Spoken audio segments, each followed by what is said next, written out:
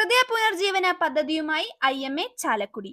കോവിഡിനെ തുടർന്ന് അപ്രതീക്ഷിതമായി ഹൃദയാഘാതം മൂലം മരണങ്ങൾ വർദ്ധിക്കുന്ന സാഹചര്യത്തിൽ അത് ഒഴിവാക്കാൻ ഇന്ത്യൻ മെഡിക്കൽ അസോസിയേഷന്റെ നേതൃത്വത്തിൽ ഹൃദയ പുനർജീവന പരിശീലനം നൽകുമെന്ന് ഭാരവാഹികൾ വാർത്താ സമ്മേളനത്തിൽ അറിയിച്ചു. ഇതിനായി എല്ലാ തിങ്കളാഴ്ചയും ഉച്ചയ്ക്ക് 12-ന് ചാലക്കുടി താലൂക്ക് ആശുപത്രിയിൽ പരിശീലനം നൽകും. ചാലക്കുടി താലൂക്ക് ആശുപത്രിയുടെ പഴയ OP ബ്ലോക്ക് നവീകരിക്കണമെന്നും പുതിയ OP ബ്ലോക്കിന്റെ ഫണ്ട് നഷ്ടപ്പെടാതെ നിർമ്മിക്കണമെന്നും അവർ ആവശ്യപ്പെട്ടു. ആശുപത്രികളിൽ സർക്കാർ ഓഡിറ്റർ പ്രകാരമുള്ള സുരക്ഷിത സംവിധാനം ഏർപ്പെടുത്തണമെന്നും അവയവദാനത്തിന് സംസ്ഥാന ഡെപ്പോസിറ്ററി തുടങ്ങണമെന്നും ആവശ്യപ്പെട്ടു. വാർത്താ സമ്മേളനത്തിൽ IMA ചാലക്കുടി മേഖലാ president doctor Jose Kurian, doctor Jojin George Thottan, doctor Thilakan എന്നിവർ പങ്കെടുത്തു. പൊതുകാര്യങ്ങൾ പറയാൻ വേണ്ടിയിട്ട് ഒന്ന് അതുപോലെ IMA വരും കാലങ്ങളിൽ ഒരു കൊല്ലത്തെ പരിപാടിയായിട്ട് എന്തെല്ലാം ചെയ്യാൻ പോകും. അത് പ്രധാനമായിട്ട് ഞങ്ങൾ സ്ട്രെസ് ചെയ്യുന്നത് ഒന്ന് ഈ ഹൃദയ പുനർജീവന പരിശീലനം ജനങ്ങളിലേക്ക്. അപ്പോൾ ഞങ്ങളിപ്പോൾ ചെറിയ പ്രവർത്തനങ്ങളോട് കൊടുക്കുന്നുണ്ട്. പക്ഷെ മാധ്യമക്കാരുടെ കൂടെ ഒരു സഹായം കിട്ടുകയാണെങ്കിൽ ഞങ്ങൾക്കിത് ചാലക്കുടി താലൂക്കിൽ എത്താവപ്പെട്ടാകുന്ന എല്ലാ സ്ഥലങ്ങളും ഞങ്ങൾ പോയി ഈ പുനർജീവന പ്രക്രിയ ചെയ്യാൻ ആഗ്രഹിക്കുന്നുണ്ട്. അപ്പോൾ അത് ക്ലബ്ബുകൾ, അതേപോലെ ട്രേഡ് യൂണിയനുകൾ, അവരുടെ ഓഫീസുകൾ, അല്ലെങ്കിൽ ആൾക്കാരെ കൂടുന്ന സ്ഥലങ്ങൾ. ഇതിപ്പോൾ നമുക്ക് ഇത് പ്രസംഗമല്ല, ഇത് ആൾക്കാരെ കൊണ്ട് പരിശീലിപ്പിക്കണം. ഡെമ്മി വെച്ച് ഓരോ ആൾക്കാരെയും വെച്ച് ബേസിക്കായിട്ട് കാര്യം പറഞ്ഞ് പരിശീലിപ്പിച്ച് കൊടുക്കണം. ഒരാൾ കുഴഞ്ഞു വീഴുമ്പോൾ നിങ്ങൾ എന്തെല്ലാം ചെയ്യണം എന്നതിനെപ്പറ്റി നാട്ടുകാരെ പഠിപ്പിക്കാനാണ് ഈ ശ്രമം നടക്കുന്നത്. അപ്പോൾ താലൂക്ക് ആശുപത്രി സൂപ്രണ്ട് സംബന്ധിച്ചനുസരിച്ച് എല്ലാ തിങ്കളാഴ്ചയും 12 മണി തൊട്ട് 1 മണി വരെ താലൂക്ക് ആശുപത്രിയിൽ നമ്മളൊരു ക്യാമ്പ് നടത്തുന്നുണ്ട്. ഇതേപോലെ ക്യാമ്പ് നടത്താൻ പറ്റിയ സ്ഥാപനങ്ങളുണ്ടെങ്കിൽ അവിടെയൊക്കെ പോയി ഞങ്ങൾ ക്യാമ്പ് നടത്തും. പള്ളികൾ, അതുപോലെ കമ്മ്യൂണിറ്റി സെൻറ്റേഴ്സ്, ക്ലബ്ബുകൾ, ഇവിടെയൊക്കെ ഞങ്ങൾ വന്ന് ഈ സേവനം ചെയ്യാൻ തയ്യാറാണ്. വളരെ അത്യാവശ്യമാണ്. ഒരാളെ എപ്പോഴാണ് കുഴഞ്ഞു വീഴാൻ മരിക്കാമെന്ന് പറയാൻ പറ്റില്ല. കുഴഞ്ഞു വീഴുമ്പോൾ പലപ്പോഴും പരിലോകമാണ്. എനിക്ക് എല്ലാവരോടും അഭ്യർത്ഥിക്കാനുള്ളത് വെള്ളം വയ്ക്കരുത്, പരിഗണിക്കരുത്.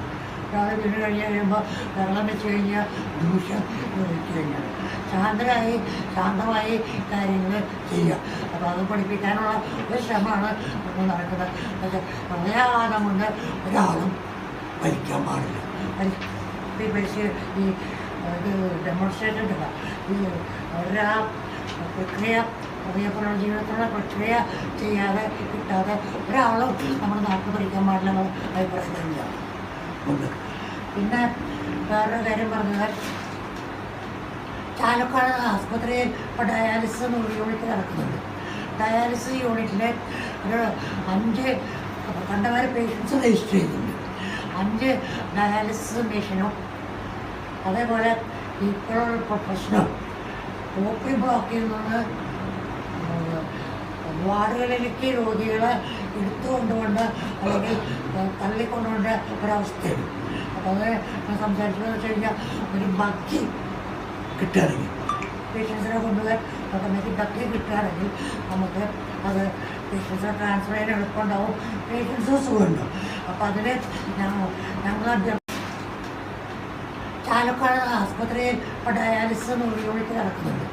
ഡയാലിസിസ് യൂണിറ്റിൽ ഒരു 5 കണ്ടമാരെ പേഷ്യൻസ് രജിസ്റ്റർ ചെയ്യുന്നുണ്ട്. 5 ഡയാലിസിസ് മെഷീനും അതേപോലെ ഇപ്പോഴുള്ള പ്രശ്നം OP ബ്ലോക്കിൽ നിന്ന്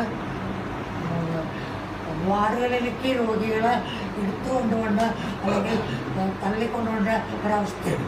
അപ്പോൾ അത് സംസാരിച്ചതെന്ന് വെച്ച് കഴിഞ്ഞാൽ ഒരു ബക്കി കിട്ടുകയാണെങ്കിൽ പേഷ്യൻസിനെ കൊണ്ടുപോയി ഓട്ടോമാറ്റിക് ബക്കി കിട്ടുകയാണെങ്കിൽ നമുക്ക് അത് പേഷ്യൻസിനെ ട്രാൻസ്ഫർ ചെയ്യാൻ എളുപ്പമുണ്ടാവും, പേഷ്യൻസ് സുഖമുണ്ടാവും. അപ്പോൾ അതിന് ഞങ്ങൾ അഭ്യർത്ഥിക്കുന്നത് സൂപ്രണ്ടിനോട് CSR ഫണ്ട്, ഞാനൊന്ന് പറഞ്ഞതാണ്, CSR ഫണ്ട് കണ്ടുപിടിച്ച് അത് നടപ്പിലാക്കണം. ഏകദേശം ഒരു 40 ലക്ഷം രൂപ ചിലവ് വരും. ഇതിന് പൊതുജനങ്ങളോടും ഞങ്ങൾ ഈ ഫണ്ട് കിട്ടിക്കണം, ഞങ്ങളെ കൊണ്ട് ചെയ്യാവുന്നത് ഞങ്ങൾ ചെയ്യും. പിന്നുള്ളതെന്ന് വെച്ച് കഴിഞ്ഞാൽ പഴയ OP ബ്ലോക്ക് നവീകരിക്കുകയാണ്. അത് എത്രത്തോളം വിജയിക്കാൻ പറ്റുമെന്ന് അറിയില്ല. ശ്രദ്ധ കുറവുകൊണ്ട് പറ്റി തന്നെയാണ്. അപ്പോൾ അത് വാസ്തവങ്ങളിൽ ചെയ്യാൻ പറ്റുന്ന ഒന്നും കൂടി നമുക്ക് ആലോചിക്കണം. പിന്നുള്ളതെന്ന് വെച്ച് കഴിഞ്ഞാൽ പുതിയ ബ്ലോക്കിനുള്ള ഫണ്ട് വന്നിട്ടുണ്ട്. ആ ഫണ്ടും സമയാധിഷ്ഠിതമായി ചിലവാക്കണം.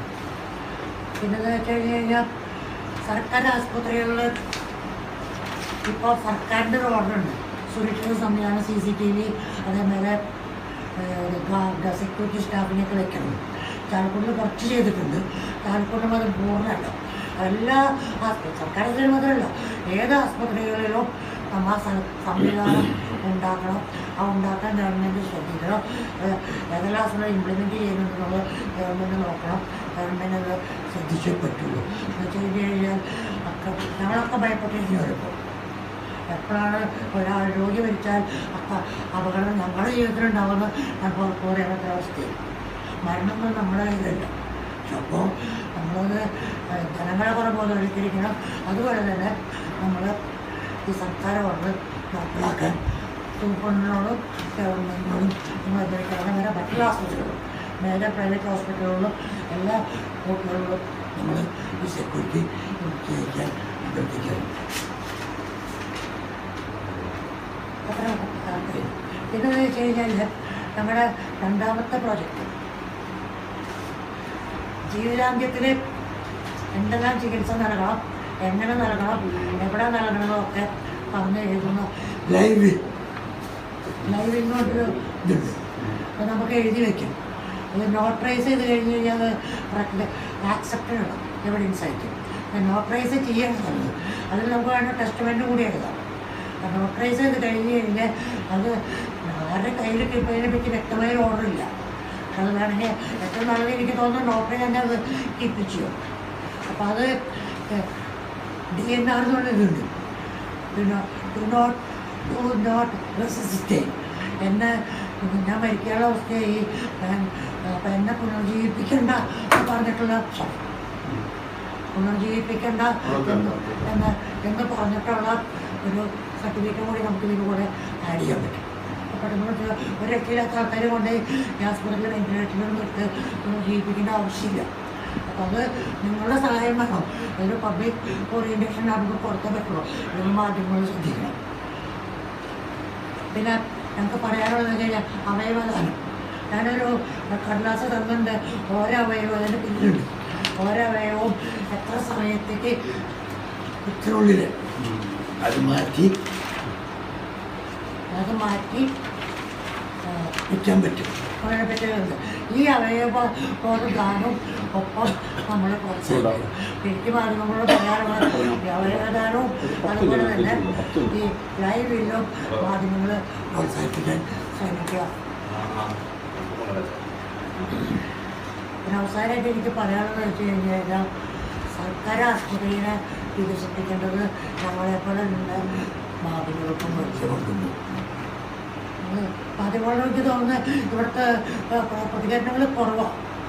മറ്റുള്ളവരുടെ അപേക്ഷിച്ച് മാധ്യമങ്ങൾ പ്രതികരിച്ചാൽ ഞങ്ങൾ പ്രതികരിക്കാം. കുഴപ്പമൊന്നുമില്ല. ഞങ്ങളൊപ്പം ഞങ്ങൾ നിൽക്കാം. ഞങ്ങൾക്ക് ഇത് പൊതുജനങ്ങൾക്കുള്ള ഒരു സർവീസാണ്. പിന്നെന്താ വെച്ച് കഴിഞ്ഞാൽ കൺസെൻറ്റ് എന്ന് വെച്ച് കഴിഞ്ഞാൽ ഇപ്പോൾ ബോധം കെടുത്താനൊക്കെ നമ്മളൊരു വാശകപ്പുറം എഴുതി കൊടുക്കുന്നില്ല. അതുപോലെ തന്നെ കൺസെൻറ്റ് ഓഫ് ചോയ്സ്. ഒരു രോഗി ഒരു ഡോക്ടറെ അടുത്ത് വന്നു കഴിഞ്ഞാൽ ആ ഡോക്ടർ ആ രോഗിയോട് ഏതെല്ലാം ചികിത്സകളുണ്ടെന്നും അതിൽ എന്തെല്ലാം ഗുണങ്ങളുണ്ടെന്നും ദോഷങ്ങളുണ്ടെന്നും പറഞ്ഞു കൊടുത്തിട്ട് ആ രോഗി അത് തീരുമാനിക്കുക എനിക്ക് ഏത് ചികിത്സ വേണമെന്നുള്ളത്. അപ്പോൾ കൺസെൻറ്റ് അതും സർക്കാർ പ്രോത്സാഹിപ്പിക്കാൻ അഭ്യർത്ഥിക്കണം. ഇതാണ് ഞങ്ങൾക്ക് മുഖ്യമായിട്ട് പറയാനുള്ളത്. മിക്ക ചെറിയ ആരോഗ്യ കേന്ദ്രത്തിൽ ഈ ഹെൽത്ത് പ്രവർത്തിക്കുന്നുണ്ട്. ഈ ഹെൽത്ത് വഴി ഡോക്ടറിനോട് DNRൻ്റെ കാര്യങ്ങൾ പറഞ്ഞ് ചോദിച്ചറിഞ്ഞിട്ട് DNRന് സമ്മതമാണോ ഇല്ലയോ എന്ന് അറിയിക്കാൻ പറ്റും. താലൂക്ക് ഹോസ്പിറ്റലിൽ ഇതുവരെ കമ്പ്യൂട്ടറൈസേഷൻ സിസ്റ്റം ആവാത്തതിനോട് സമയമെടുക്കും. ചെറിയ ആരോഗ്യ കേന്ദ്രത്തിൽ അർബൻ ഹെൽത്ത് സെൻറ്റേഴ്സും കമ്മ്യൂണിറ്റി ഹെൽത്ത് സെൻറ്റേഴ്സിലും ഈ പ്രവർത്തനം തുടങ്ങിയിട്ടുണ്ട്. അതുകൂടാണ്ട് കമ്പ്യൂട്ടറൈസേഷൻ മെഡിക്കൽ റെക്കോർഡ്സിൻ്റെ കമ്പ്യൂട്ടറൈസേഷൻ തുടങ്ങിയിട്ടുണ്ട്. UHID വഴിയും ഈ ഹെൽത്ത് ഐ ഡി വഴി എല്ലാം മെഡിക്കൽ രേഖകൾ കമ്പ്യൂട്ടറൈസ് ചെയ്തിട്ട് ഓരോ മെഡിക്കൽ ഇൻസ്റ്റിറ്റ്യൂഷൻ മറ്റേ മെഡിക്കൽ ഇൻസ്റ്റിറ്റ്യൂഷൻ എടുത്ത ട്രീറ്റ്മെൻറ്റ് രേഖകളും കമ്പ്യൂട്ടർ വഴി ഇൻ്റർനെറ്റ് വഴി ലഭ്യമാകും.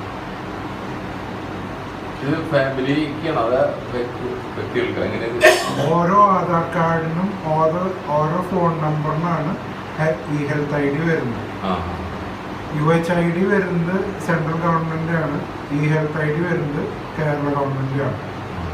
ഇത് രണ്ടും എല്ലാവർക്കും അറിവ് വയ്ക്കേണ്ടത് പ്രാധാന്യമാണ്. ഈ വഴി കമ്പ്യൂട്ടറൈസേഷൻ എല്ലായിടത്തും കംപ്ലീറ്റ് ആകുമ്പോൾ മാത്രം താലൂക്ക് ഹോസ്പിറ്റലിലും ജില്ലാ ആശുപത്രിയിലും ഇത് ലഭ്യമാവുള്ളൂ. മെഡിക്കൽ കോളേജിൽ ഓൾറെഡി തുടങ്ങിയിട്ടുണ്ട്. അതവിടെ കമ്പ്യൂട്ടറൈസ്ഡ് പ്രിസ്ക്രിപ്ഷൻസ് കാണാൻ പറ്റുന്നു. ഈ ലോക്കൽ ബോഡിയായിട്ട് ക്ലബ് ചെയ്തിട്ടാണോ അതിൻ്റെ പ്രവർത്തനം? സാധാരണ മുനിസിപ്പാലിറ്റിയും കോർപ്പറേഷനാണ് കുറച്ചുകൂടി എഫക്റ്റീവായിട്ട് സോഫ്റ്റ്വെയർ IT ടീമുണ്ട്. അത് ഡിസ്ട്രിക്ട് വൈസാണ് IT ടീം എല്ലായിടത്തേക്കും നിയമിച്ചേക്കുന്നത്. ആൻഡ് നാഷണൽ ഹെൽത്ത് മിഷൻ്റെ സ്വന്തം IT ടീമാണ് ഈ അർബൻ ഹെൽത്ത് സെൻറ്റേഴ്സ്, ആരോഗ്യ കേന്ദ്രങ്ങൾ, അവിടെ ഉള്ള ഈ ഹെൽത്ത് ID NHM ഓഫീസ് വഴിയാണ് സമർപ്പിക്കുന്നത്.